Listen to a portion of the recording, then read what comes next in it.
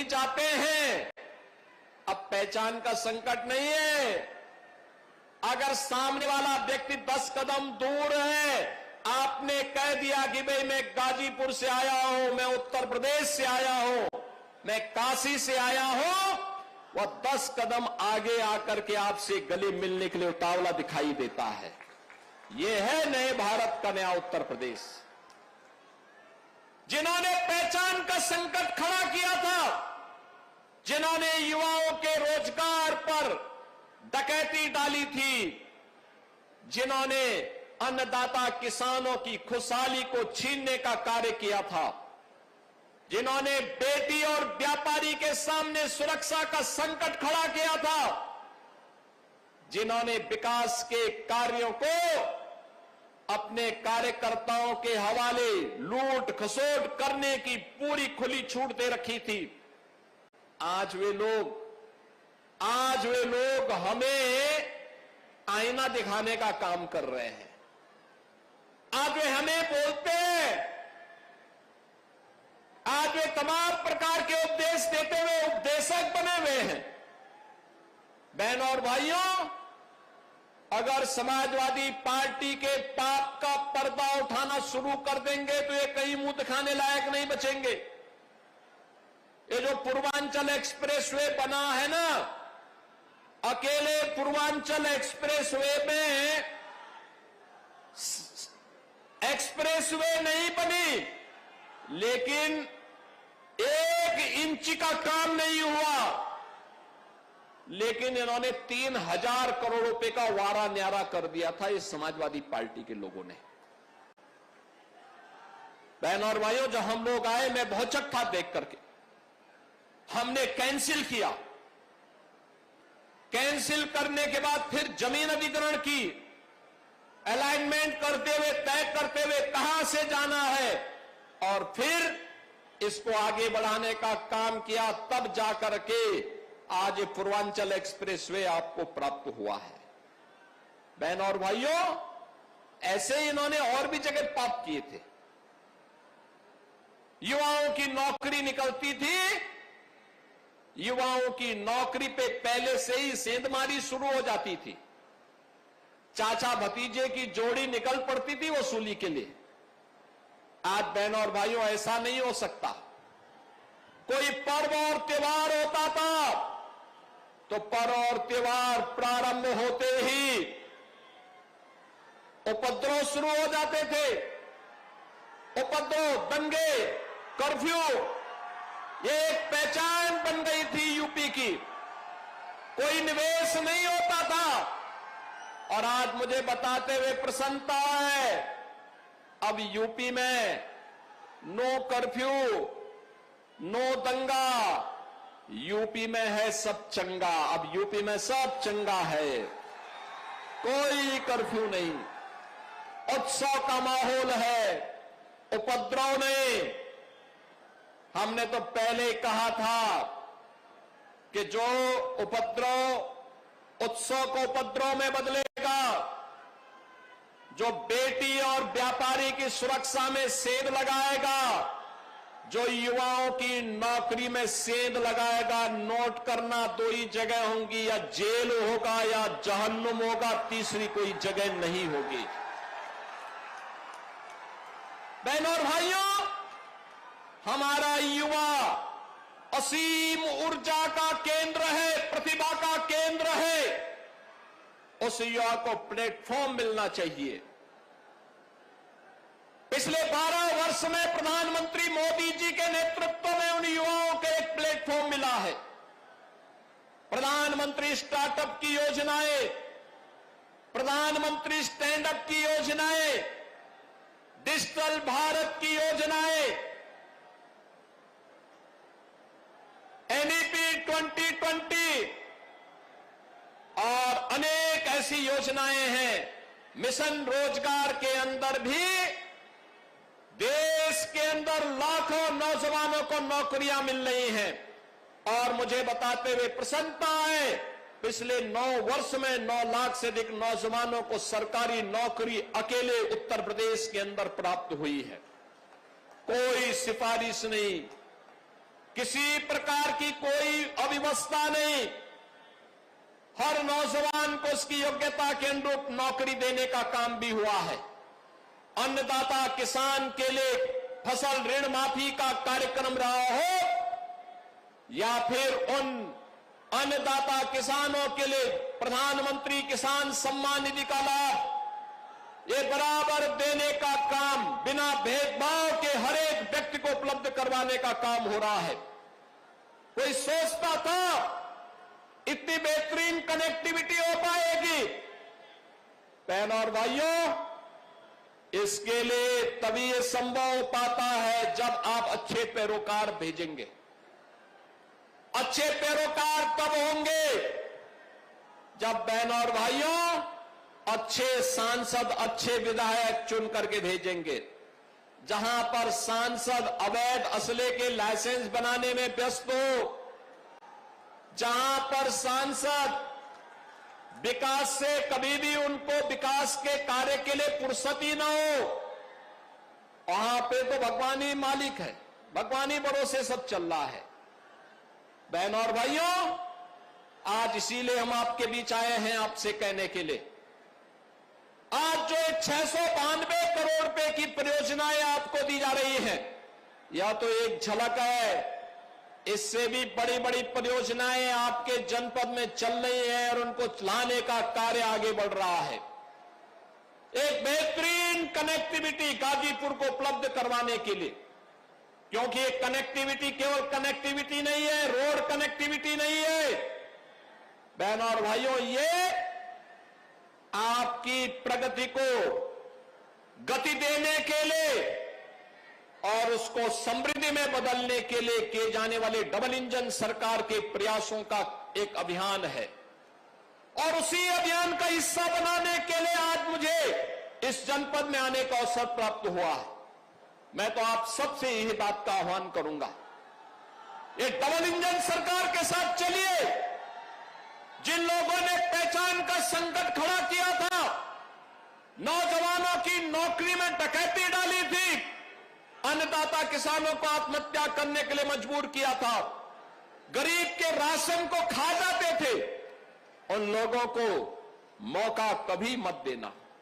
ये गरीब विरोधी है, किसान विरोधी है, युवा विरोधी है और महिला विरोधी तो इनका जन्मजात स्वभाव है, जन्मजात स्वभाव है। कोई उम्मीद नहीं की जा सकती इन लोगों से।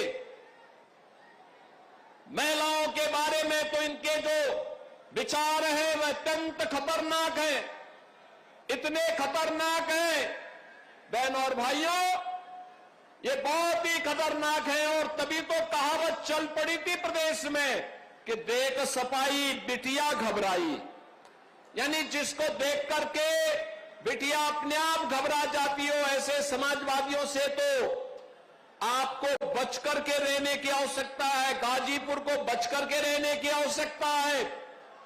जिन लोगों ने यहां के पहचान पर संकट खड़ा किया था, उनसे बचने की आवश्यकता है। और मैं खास तौर पर युवाओं से कहूंगा, याद रखना, नए भारत में आपका भविष्य उज्जवल है, आपका भविष्य उज्जवल है। हमारा युवा सीन प्रतिभाशाली है, ऊर्जावान है। ऊर्जा सकारात्मक दिशा में जाएगी तो प्रगति के नए नए प्रतिमान को स्थापित करेगी। और यह डबल इंजन की बीजेपी एनडीए की सरकार ही उसे सकारात्मक दिशा दे करके एक अच्छा प्लेटफॉर्म दे सकती है। उस प्लेटफॉर्म को उपलब्ध करवाने के लिए लगातार डबल इंजन की सरकार कार्य कर रही है, लगातार उस कार्यक्रम को आगे बढ़ा रही है। नौजवान के लिए नौकरी, नौजवान के लिए रोजगार, नौजवान के लिए स्वतः रोजगार, आज तमाम प्रकार के कार्यक्रम चल रहे हैं। वन डिस्ट्रिक्ट वन प्रोडक्ट के कार्यक्रम चल रहे हैं, पीएम विश्वकर्मा की योजना चल रही है, मिशन रोजगार के कार्यक्रम चल रहे हैं, सीएम उद्यमी स्कीम चल रही है। अनेक ऐसे कार्यक्रम आगे बढ़ाए जा रहे हैं जो युवाओं के उज्जवल भविष्य को आगे बढ़ाने के लिए उनके जीवन में परिवर्तन के कारक बन सकते हैं। बहनों और भाइयों, उस अभियान का हिस्सा हम सबको मिलकर के बनना होगा। याद रखना, प्रधानमंत्री मोदी जी ने देशवासियों से कहा है 2047 हमारे लिए वह तिथि होनी चाहिए जो भारत के हर नागरिक के जीवन में व्यापक परिवर्तन का कारण बने, यानी आत्मनिर्भर और विकसित भारत की संकल्पना को आगे बढ़ाने के लिए। आत्मनिर्भर और विकसित भारत वह भारत होगा जिसमें गरीबी को पूरी तरह समाप्त करके हर व्यक्ति के जीवन में खुशहाली लाया जा सके, हर नौजवान के हाथ को काम मिल सके, हर अन्नदाता किसान को उसकी उपज का बेहतर दाम मिल सके, हर व्यापारी सुरक्षित माहौल में अपने व्यापार को कई गुना आगे बढ़ा सके, और जहां पर शासन की योजनाओं के साथ साथ समाज को आगे बढ़ाने में आधी आबादी बेटी और बहनों का भरपूर योगदान हो। इसी के लिए प्रधानमंत्री जी ने हर नागरिक से कहा कि हमें केवल 4 जातियों पर विश्वास करना चाहिए। ये 4 जातियां हैं गरीब, अन्नदाता किसान, महिलाएं और युवा। ये 4 जाति के अलावा और जाति नहीं। याद करना, जो बांटने वाले लोग हैं ये वही लोग हैं जो सालार मसूद गाजी को सम्मानित करते हैं, जो असला लहराते हुए दुर्दांत माफियाओं के लिए उनके सामने नाक रगड़ते हुए दिखाई देते थे। ये वही लोग हैं, याद रखना, ये वही लोग हैं जो लोग माफिया की कब्र में जाकर के फतिया पढ़ते हैं, फतिया पढ़ने का काम करते हैं। आज बहनों और भाइयों, आप देख रहे होंगे गाजीपुर के अंदर भी, गाजीपुर के अंदर आज हमारे स्पिरिचुअल टूरिज्म से जुड़े हुए स्थान का पुनरुद्धार हो रहा है। गाजीपुर लोहरी काशी भी कहा जाता है। इसका अपना आध्यात्मिक महत्व है। मां गंगा के द्वारा धनुषाकार आकृति में इस पूरे जनपद को अभिसिंचित किया जाता है। पहाड़ी बाबा का आश्रम यहां पर है। भगवान परशुराम और महर्षि जमदग्नि का भी महत्वपूर्ण केंद्र यह जनपद रहा है, और उस जनपद में माफिया का पनपना, बहनों और भाइयों, ये शोभा नहीं देता, ये शोभा नहीं देता। तात्कालिक रूप से कुछ लोग लाभान्वित होंगे, लेकिन याद करना, एक खतरनाक प्रवृत्ति है। ये माफिया किसी के नहीं होते, ये हमेशा समाज का खून चूसते हैं, गरीब का शोषण करते हैं, व्यापारी में भय और दहशत की स्थिति पैदा करते हैं, बेटी की सुरक्षा के लिए खतरा पैदा करते हैं। और इसी के लिए हमारी सरकार ने तय किया था पहले दिन से कि अपराध और अपराधियों के प्रति, माफिया और माफिया के संरक्षक दाताओं के प्रति सरकार की जीरो टॉलरेंस होगी। बहनों और भाइयों, ये जीरो टॉलरेंस आज आप देखते होंगे, जब सरकार ने कहा कि माफिया को मिट्टी में मिलाएंगे तो माफिया मिट्टी में मिल गए। अब माफिया मिट्टी में मिल चुके हैं। अब कोई गरीब का बेटा किसी कस्बे में रामलीला का आयोजन कर रहा होगा तो कोई वहां पे असला लहरा करके दंगा करने का दुस्साहस नहीं कर पाएगा। उसे मालूम है अगर दंगा करवाया, रामलीला के मंचों को पवित्र करने का दुस्साहस किया, तो फिर कहीं पे मिट्टी में दफन होना पड़ेगा किसी समय, उसे मालूम है। और इसलिए बहनों और भाइयों, मैं तो आप सबका आह्वान करूंगा, एक नए भारत के निर्माण के लिए हमें आगे बढ़ना पड़ेगा। अपनी उस गौरवशाली अतीत की ओर देखना पड़ेगा, जिस गौरवशाली अतीत के लिए कभी इसी धरती से पूर्व विधायक श्री कृष्णानंद राय ने लड़ाई आगे बढ़ाई थी। याद करिए ना, इसी धरती पे लड़े थे वे माफियाओं के खिलाफ।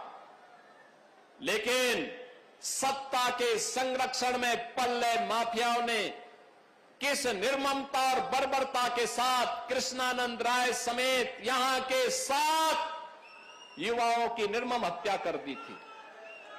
याद करिए, सारे प्रमाण होने के बावजूद उन माफियाओं को सत्ता का संरक्षण प्राप्त होता रहा। लेकिन आज हम कह सकते हैं माफिया को कोई संरक्षण नहीं मिल सकता, और अगर कोई संरक्षण देगा तो उसकी दुर्गति तय है, इसको भी हर व्यक्ति जानता है। और इसीलिए आज मैं आपके पास आया हूं। बहनों और भाइयों, एक लंबी यात्रा हमारे गाजीपुर ने प्रारंभ की है। एक लंबी दूरी तय करने के जिस निश्चय के साथ यह जनपद आगे बढ़ा है, उस जनपद को हम लोग आज जिन योजनाओं का लोकार्पण भी कर रहे हैं, उनमें गाजीपुर के सीवरेज ट्रीटमेंट प्लांट और फर्स्ट एंड सेकंड का लोकार्पण हो रहा है। यहां पे गाजीपुर में मनिहारी जखनिया फद्दोपुर मार्ग, इसका भी आज नवनिर्माण के कार्य का लोकार्पण हो रहा है। और मोहम्मदाबाद में विकासखंड भावरकोल के ग्राम गोडौर में राजकीय ITI कॉलेज के स्थापना का कार्य का लोकार्पण भी हो रहा है, और ड्रग वेयर हाउस के निर्माण के कार्य का भी आज लोकार्पण का कार्य यहां पे संपन्न हो रहा है। इसके अलावा यहां पर कई परियोजनाओं के यहां पर शिलान्यास के कार्यक्रम भी संपन्न हो रहे हैं। बहनों और भाइयों, मैं तो यहां के युवा ऊर्जा से कहूंगा, उनको मिलकर के डबल इंजन सरकार को अपना आशीर्वाद देना चाहिए। लगातार यहां पर जिन अभियान को लेकर के डबल इंजन की सरकार आगे काम कर रही है, याद करना, इसी जनपद को 225 करोड़ रुपए की लागत से महर्षि विश्वामित्र मेडिकल कॉलेज की सौगात भी डबल इंजन सरकार ने इसी जनपद को दी है। उसका लोकार्पण पहले ही किया जा चुका है। इसके अलावा यहां पर सॉलिड वेस्ट मैनेजमेंट योजना के अंतर्गत गाजीपुर के कार्य का लोकार्पण भी एक पहले हो चुका है। 6 पशु चिकित्सालयों के भवनों का, पर्यटन विकास की 6 परियोजनाओं का, और यहां पे बाढ़ से कटान के लिए भी अभी जो बाढ़ अवरोधक कार्य किए गए थे, उनका भी लोकार्पण का कार्य पहले हम लोगों ने यहां संपन्न किया है। 4 कस्तूरबा गांधी आवासीय विद्यालय, बालिका विद्यालय में एकेडमिक ब्लॉक और छात्रावास के निर्माण का कार्य भी यहां संपन्न हुआ है। और साथ साथ यहां के मेडिकल कॉलेज में बालिकाओं की दृष्टि से एक नर्सिंग कॉलेज की स्थापना का काम भी यहां पे इससे पहले 10 करोड़ रुपए की लागत से संपन्न हुआ है। पुलिस कर्मियों के लिए बैरक और हॉस्टल का निर्माण भी यहां पर किया गया है। अलग अलग चौकियों में भी, अलग अलग थानों में भी उसकी व्यवस्था करने का कार्य चल रहा है। और तहसील कासिमाबाद के भी आवासीय भवन के लोकार्पण का कार्य, इसके अलावा मुख्यमंत्री मॉडल कंपोजिट विद्यालय गाजीपुर के निर्माण का कार्य वर्तमान में कराया जा रहा है। और अमृत योजना के अंतर्गत भी यहां पे तमाम प्रकार की पेयजल और सीवरेज के अन्य स्कीम को आगे बढ़ाने का काम हो रहा है। बहनों और भाइयों, अब गरीब के साथ कोई भेदभाव नहीं करता है। याद करिए, हर गरीब को राशन की सुविधा का लाभ, कोई चेहरा नहीं देखता। गरीब है गरीब, हमने उसको एक जाति के रूप में माना। भारत के विकास की आधारशिला है। वह श्रमिक के रूप में, गौपालक के रूप में, किसान के रूप में मछुआरे के रूप में, कारीगर के रूप में पिछली सरकारों के कर्मण्यता के कारण वह गरीबी का दंश झेलना था। ये डबल इंजन की सरकार ने उसको फ्री में राशन की सुविधा भी दी, आवास की सुविधा का लाभ भी दिया, उसे आयुष्मान भारत की सुविधा का लाभ भी दिया, रसोई गैस के कनेक्शन भी उपलब्ध करवाए और अन्नदाता किसानों को निजी ट्यूबवेल में फ्री में बिजली देने का काम भी डबल इंजन की सरकार दे रही है। बहनों और भाइयों, फ्री में बिजली देने का काम। रूफटॉप सोलर स्कीम के माध्यम से पीएम सूर्यघर मुफ्त बिजली योजना, आज आप देख रहे होंगे इस योजना का लाभ कैसे उपलब्ध करवाया जा रहा है। बिजली का बिल आधे से भी कम हो रहा है, ढेर सारे लोगों के द्वारा लगाया जा रहा है। बहनों और भाइयों, आज मैं आपको एहसास कराने के लिए आया हूं, हर घर में शौचालय हो, जिसके बारे में राजभर जी यहां कह रहे थे। हर गरीब के पास अपने सिर को ढकने के लिए छत हो। यहां पे ये कार्य पहली बार हो पा रहे हैं, लाखों लोग उससे लाभान्वित हो रहे हैं। इन योजनाओं की सौगात समय समय पर आपको उपलब्ध हुई है, लगातार उसको आगे बढ़ाने का कार्य सरकार आगे बढ़ा रही है। आज के इस अवसर पर जब 692 करोड़ रुपए की इन परियोजनाओं का उपहार जनपद गाजीपुर को प्राप्त हो रहा है, इस अवसर पर मैं आप सबका आह्वान करूंगा कि हम सब मिलकर के विकास की इस प्रक्रिया के सारथी बने। नए भारत में नए उत्तर प्रदेश को आगे बढ़ाने के सारथी बने। विकसित भारत के लिए विकसित उत्तर प्रदेश और विकसित गाजीपुर के निर्माण की दिशा में हम सभी मिलकर के कार्य करें। मैं आपको आश्वस्त करता हूं, अगर गाजीपुर का नौजवान, गाजीपुर का किसान, गाजीपुर की बेटी और बहनें, गाजीपुर का व्यापारी यहां के विकास के लिए 10 कदम चलेगा तो डबल इंजन की सरकार आपके साथ 100 कदम आगे बढ़ा करके काम करेगी, 100 कदम आगे मिलकर के कार्य करेगी। विकास के जिन परियोजनाओं को लेकर के आपके प्रस्ताव आएंगे, हम उसको स्वीकार करेंगे, विकास के कार्यों को आगे बढ़ाएंगे। अच्छे जनप्रतिनिधि चुन करके भेजिए, डबल इंजन सरकार के जनप्रतिनिधि चुन करके भेजिए जो यहां के पैरोकारी कर सके, न कि फर्जी लाइसेंस बना करके जनता के घरों में डकैती डालने, अवैध कब्जा करने का कोई दुस्साहस न कर सके। इस प्रकार का कार्य हमें करना पड़ेगा, इसको लेकर के हमें आगे बढ़ना पड़ेगा। पर्व और त्योहारों के उत्सव में उपद्रव करने वाले लोग नहीं, बल्कि पर्व और त्योहारों के उत्सव को कई गुना खुशहाली में बदलने वाली सरकार चाहिए। और वह सरकार आई है, आज सावन का पहला दिन है। हर हर बम बम के नारे के साथ शिव भक्त निकलेंगे जलाभिषेक करने के लिए। भगवान मार्कंड महादेव के मंदिर में भी जाएंगे, हर शिवालय में जलाभिषेक करेंगे।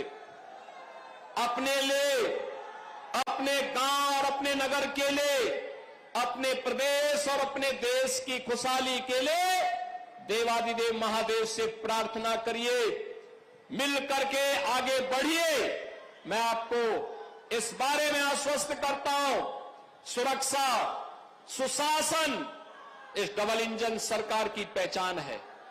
आपके जीवन में समृद्धि लाना हमारा संकल्प है और इस संकल्प के साथ ही आप सब मिलकर के बने, इस विश्वास के साथ 692 करोड़ रुपए की इन परियोजनाओं का उपहार गाजीपुर वासियों को देते हुए मैं उन्हें हृदय से बधाई देता हूं। आप सभी का हृदय से अभिनंदन करते हुए वाणी को प्रणाम देता हूं। धन्यवाद। जय हिंद, जय जय श्री राम। जोरदार तालियों के साथ अभिनंदन का स्वागत अपने प्रेरणादायक संबोधन से हम सभी को अभिषिंचित कर रहे थे परम आदरणीय श्रद्धेय श्री माननीय मुख्यमंत्री जी। जोरदार तालियों के साथ अभिवादन। जय जय श्री राम। भारत माता की, भारत माता की, वंदे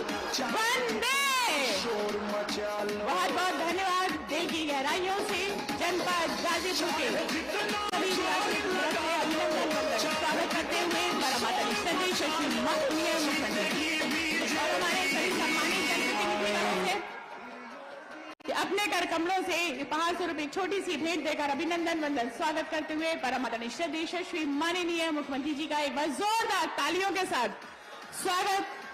हमारे बीच में प्रदेश उपाध्यक्ष श्री कृष्ण बिहारी लाल जी, ओम प्रकाश राय जी, पीयूष राय जी, सुनील कुमार सिंह जी, भानु प्रताप सिंह जी, विजेंद्र राय जी और समस्त